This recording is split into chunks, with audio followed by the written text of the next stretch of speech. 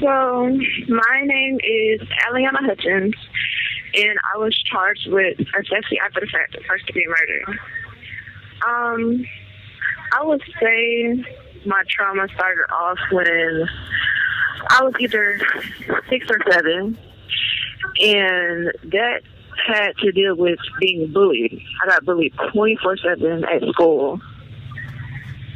I got bullied at home. I got bullied when I went to church. Anywhere I got bullied. And it's crazy to say, but it was crazy. But anyways, so this call is from a North Carolina correctional facility.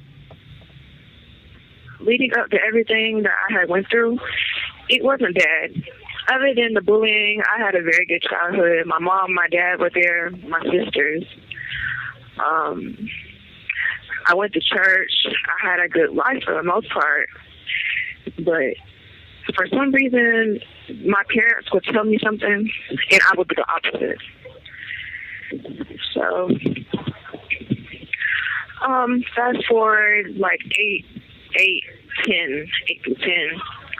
I was in middle school at the time, and these girls were picking on me, and I was in the bathroom. I was in the middle of using the bathroom, and I got snatched off the toilet with a lighter, and they burnt me. I still have the scar. It was this big thing at school. I had dropped out of school at a young age, so let's get to 13, 14. I had lost my virginity because I wanted to fit in, because I was they called me the scary little girl when they found out that I didn't lose my virginity yet. So I lost my virginity kind of by force, but then after that, high school. High school came, 16, 15. When that happened, I was, more mature because I grew up fast. After I lost my virginity, I grew up fast. But I learned a lot. I was in the streets a lot. But now we're going to talk about 16, me being 16. That's when all stuff happened. So I ended up getting pregnant. Right after my birthday, December 8th, I had got pregnant. And when I had got pregnant, I was hanging out with my best friend. His name is Gabriel Jackson.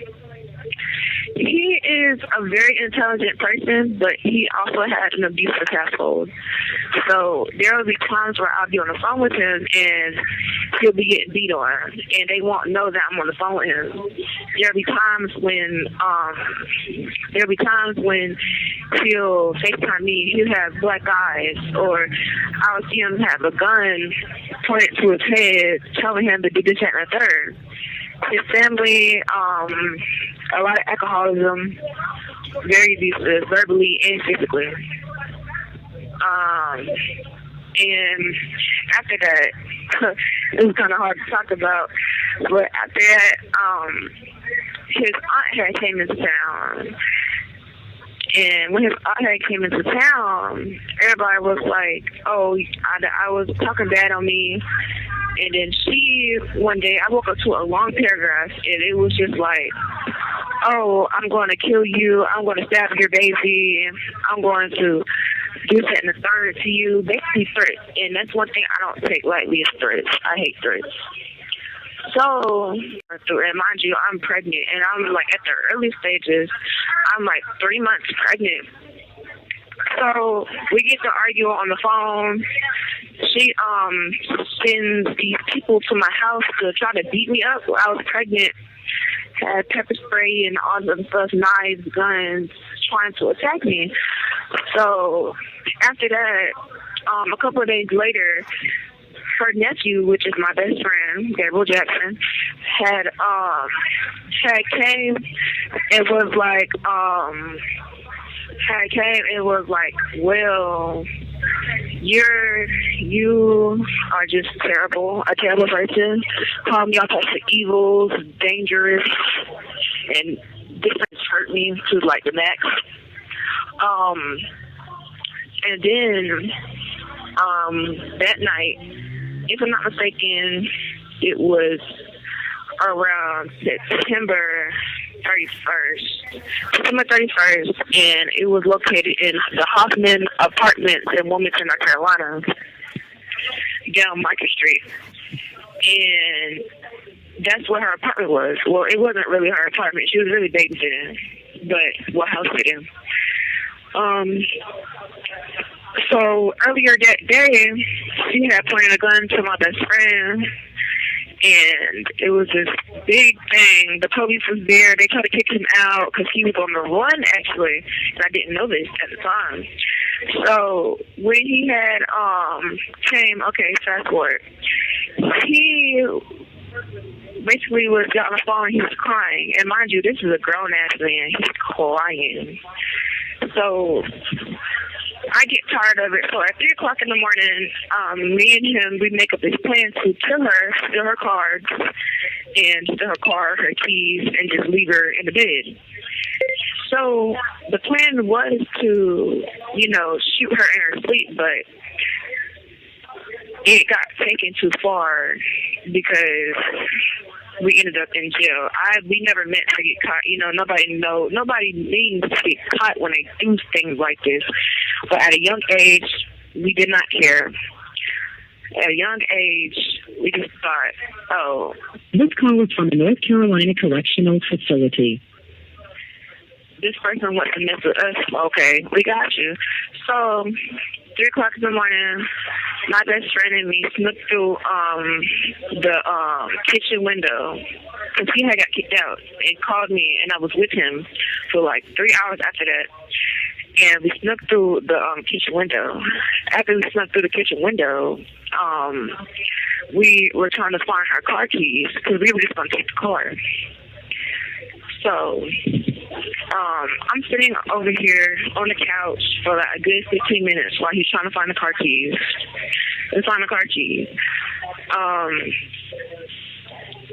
We get to go into her room. Well, the room she's sleeping in, and she's asleep. And my blood is boiling at this point because she didn't threaten me. She didn't threaten my life. She didn't threaten my baby's life. She threatened just a lot and had these people come into my house. And at that moment she threatened me, it was too many different things that I was afraid of. So what I did was I went in her room, closed the door behind me while my best friend was outside, closed the door behind me, and I shot her in her sleep, in the head. I stood there for like a good 15 minutes before I even shot her, just to, trying to actually think, am I really going to do this? Am I really going to destroy my life while doing this? And I did it. She was dead. 15 minutes later, I shot her straight in the head, and then after that, we got a car left. We got her cards, credit cards, debit cards. We got all that and left. And we were on the run for a month. But what got us caught was him driving in her car, because he was supposed to drop it off downtown, but that never happened. It being dropped downtown, it never happened. And mind you, this is Wilmington, North Carolina, and I wouldn't say that it's racist, but a lot of other people say it's racist. So if you see a black person in a nice car, and mind you, it was nice, a nice car, you're going to get pulled over. And yeah, that's just what it is in Wilmington. But ended up getting caught. So 3 months later, I get put in custody. They take me down to the precinct, and they're just telling me a bunch of stuff. Did you know that he told them that you were the one who did it? And this and that. So I'm like, what? I'm like, it's crazy. But mind you, we had planned this. So it was first to be murder review. One thing we couldn't deny was that it wasn't planned, because it was. And me being 19 years old now, and looking back to when I was 16, 15, I've changed a lot. But Looking back at it, it's just like, wow, can't believe that I did something like that. No, I don't regret what I did, only because of what she had did and what the things she had said. I do not regret it, but one thing I do regret is letting her get to me, because I didn't have to let her get to me. But I was down at the precinct. They were asking me a bunch of questions, and he basically ratted on me. So, but it ended up him taking the actual first-degree murder charge and me taking the essentially after-the-fact charge, because we had this talk, and he wanted me to go home to my baby. It wasn't as bad. I actually really, it's not that I really enjoyed it, but I kind of got comfortable being locked up. I've been locked up for 3 years now. I got 4 more to go. And that's my story. It's a lot knowing that that I'm kind of being raised by the system, but not really, you know. But it's not as bad as everyone thinks. You being a baby in prison was what they call. Me being a baby in prison, nobody really messes with me. I'm now at NCCIW, which is North Carolina Institution for Women in Raleigh, North Carolina. These people here are good. I tell my story from here now and then. They want to know, I tell them. Like